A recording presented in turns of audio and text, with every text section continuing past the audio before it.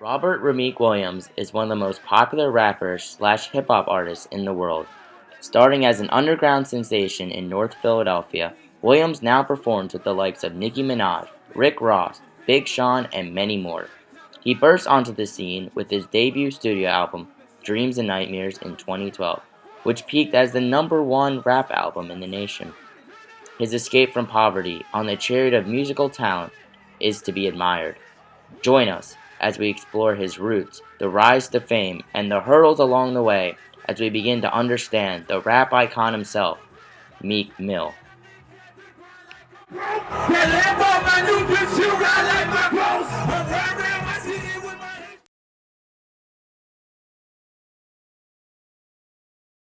Streets.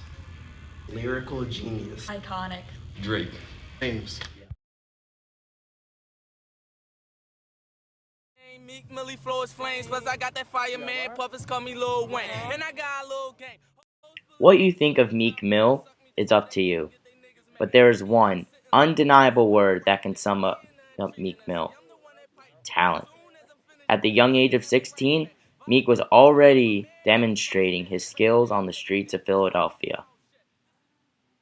For Philadelphia rapper Meek Mill, the Philly native, facing a judge after he was found in violation of parole. His youth cultivated a successful rapping style, but also a life of crime and illicit drugs. In 2008, he was convicted of drug dealing and gun possession and sentenced to 11 to 23 months. After being released on the grounds of a 5-year probation, he violated probation twice in 2012 and 2013. In 2014, his probation was revoked and he was sentenced to 3 to 6 months in jail. He is currently under house arrest right now for another violation of parole.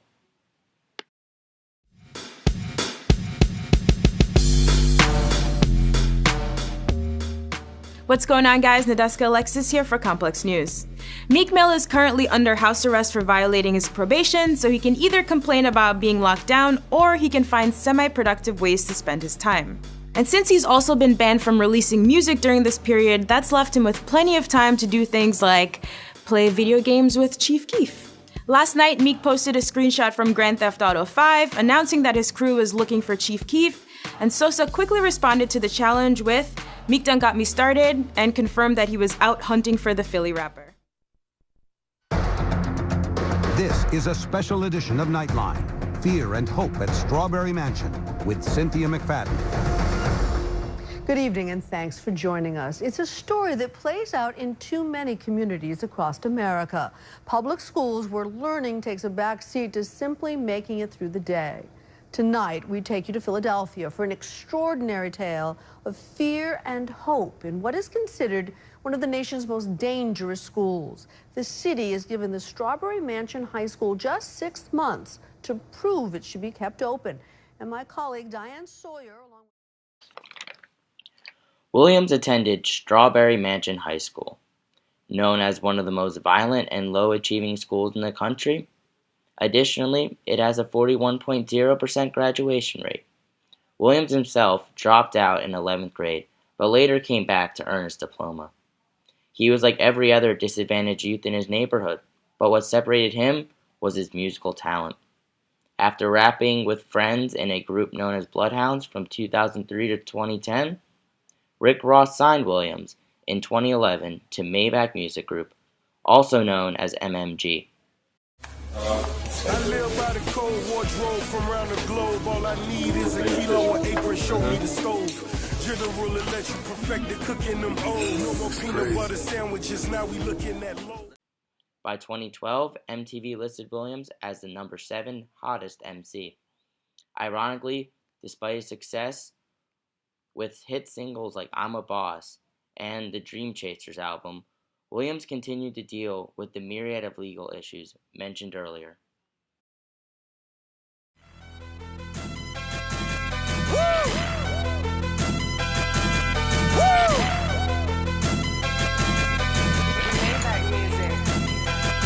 Look, I be riding through my old hood, but I'm in my new whip. Same old.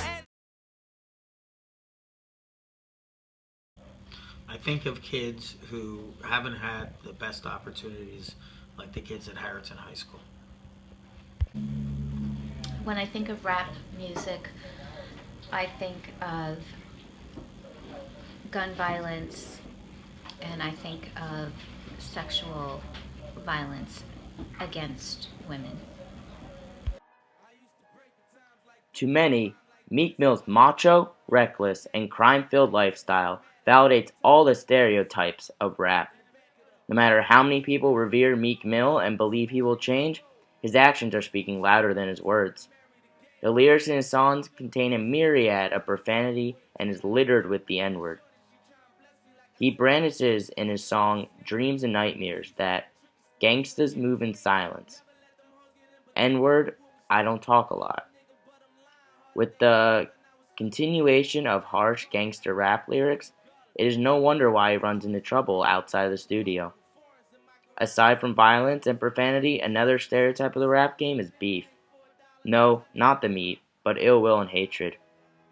From the famous beef in the 1980s between Dr. Dre and Eazy-E to the late 90s, early 2000s beef between Jay-Z and Nas, Meek Mill has been at odds with Drake since July of 2015. Ghost Rider got bars. At least I can afford a Ghost Rider. Okay, well, Nikki about to help me with this diss on to you. No, I'm not. Oh, you better not. It's on now. It all started with a tweet where Meek Mill called out Drake for not writing his own material, and that being the reason he didn't tweet Meek's own album. Drake fired back with a diss track known as Back to Back, poking fun at the fact that Meek Mill is less famous than his girl, Nicki Minaj. Meek Mill responded with the diss track, Wanna Know. Unlike Drake's diss track, Meek Mill's was maligned. It was a wide consensus in the Twitterverse that Meek Mill lost this beef. He was a laughingstock around the world and in the rap game.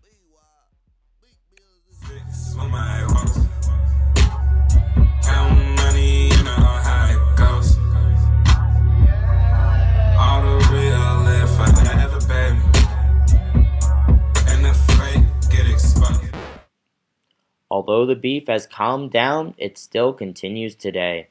However, many music pundits feel now it is simply a ploy to gain more attention and increase rap album sales.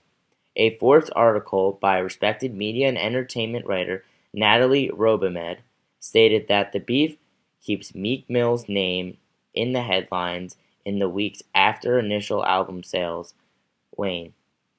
It also strengthens his reputation as an honest rapper, a characteristic that will help him sell more in the future. However, the beef between Meek Mill and Drake did not just result in petty Mean Girl-esque drama. Drake donated $75,000 to Strawberry Mansion High School. Yes, Strawberry Mansion High School, the place Meek Mill attended. In addition, Drake did much, much more. In the next few months, I'm building a recording studio inside your school. This is about you. This is about your principal. This is about your future. I love you. I care about you. I want to see you succeed.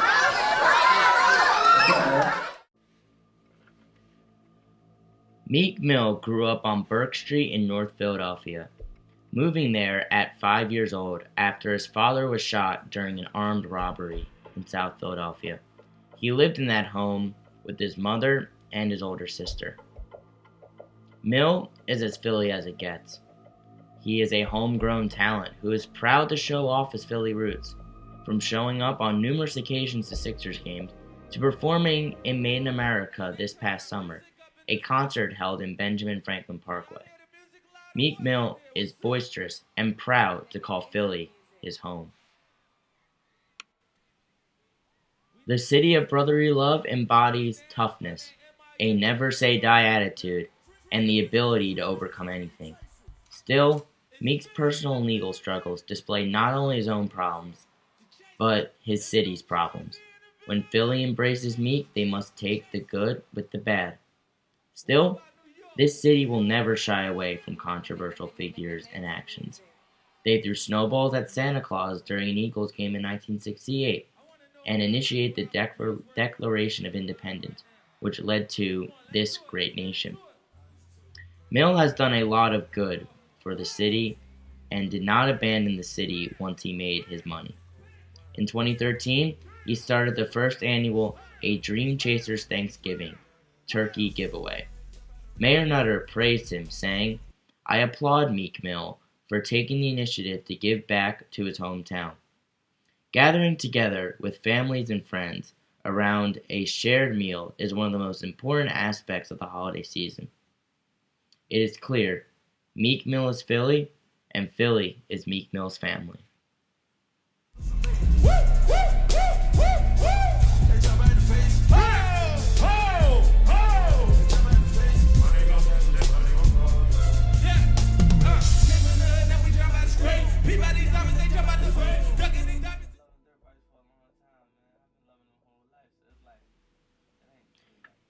It is obvious Meek Mill is not necessarily the perfect choir boy poster child, but he is an accurate representation of his hometown. Now, given Meek Mill's journey, everything he has gone through since his youth, how should we characterize him? Is he defined by his drug and various legal issues? Or is he better characterized as a free spirit who embodies what the rap game should resemble? A reporter on the poverty and injustice of inner-city America. It is a difficult question, one with no defined answer, a question whose answer largely depends on one's own perspective. Yet, this very ambiguity and controversy is what also makes Meek Mill so popular today. Suburban youth, because they do not undertake the realities of inner-city Philadelphia, enjoy his hard-cutting, vicious music as it takes them to the glamour and fantasies of a reality that they can only dream of. For inner-city minorities, Meek Mill gives a voice. He is their Walter Cronkite, their Edward R. Murrow, reporting the news of the streets. Still, many people of an older generation do not gravitate to Meek. They see him as a punk and a hoodlum. All sides have valid points. Meek Mill will not change for anybody. There is an envious quality about him in that he can be honest all the time and does not fear the consequence of truth. Characterizing Meek Mill one way or the other is impossible. He does a lot of good, a lot of bad. Not necessarily a role model, but someone to be admired. He did not have a straight, narrow path to success, but many peaks and valleys. The story of his life is ongoing as he continues to see how far his musical talents can carry him away from the troubles that linger behind. Stay tuned.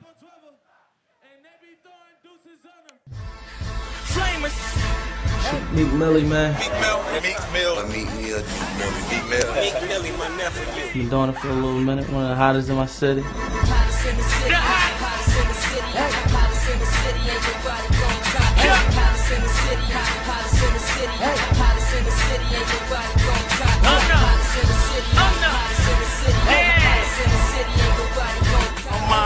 Cat was a little bit of swag. Probably like Burke Street around the area seems to be more diamond and all that. 18th to 26th maybe, because I be around that whole area. And like, you know, same, all hoods mostly the same. Struggle, drugs, crime all day, you know what I'm saying? It's like a trap, that's why they call it the trap. It's crazy.